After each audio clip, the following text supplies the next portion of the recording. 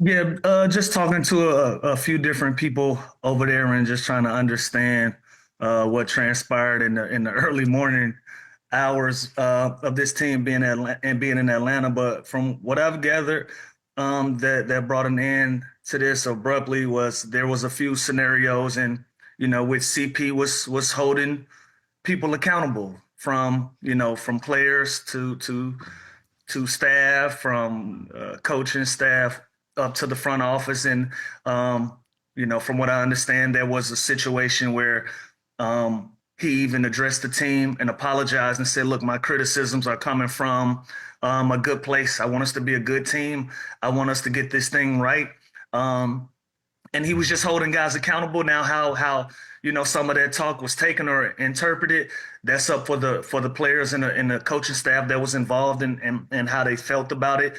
And then down the line, there was another scenario where he was critical of front office as well, and I think that was the one that broke the camel's back. That was the straw that broke the camel's back when he had some criticisms for the front office as well. I think that's what brought this to a head in the early hours in Atlanta. Like I said, I'm in Atlanta. The Clippers are in Atlanta. It was about 3 something in the morning. For whatever reason, I was up, but I was up, and and that's what I was understood. But for a player who's gonna go down as a Hall of Famer, for somebody who's gonna you know possibly have the opportunity to be the first jersey retired in the Raptors over there at the Intuit Dome, and be the first to represent Lob City and be the first person to represent the Clippers in that manner. This is just a sour way to go out.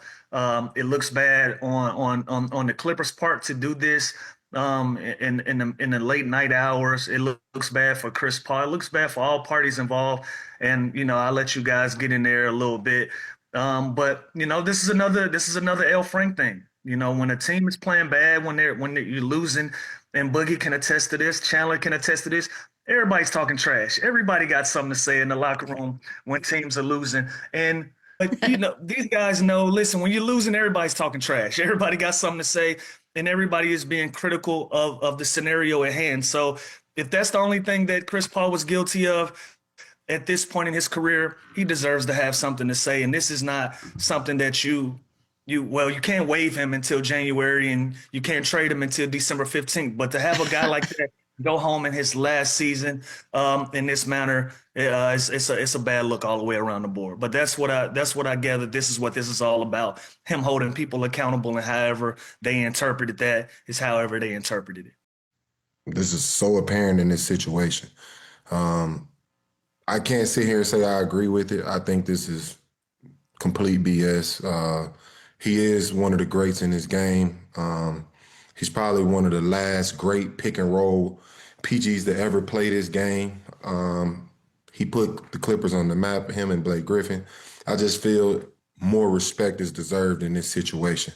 And the real issue I have with all of this is the same reason you loved him is now the reason you hate him.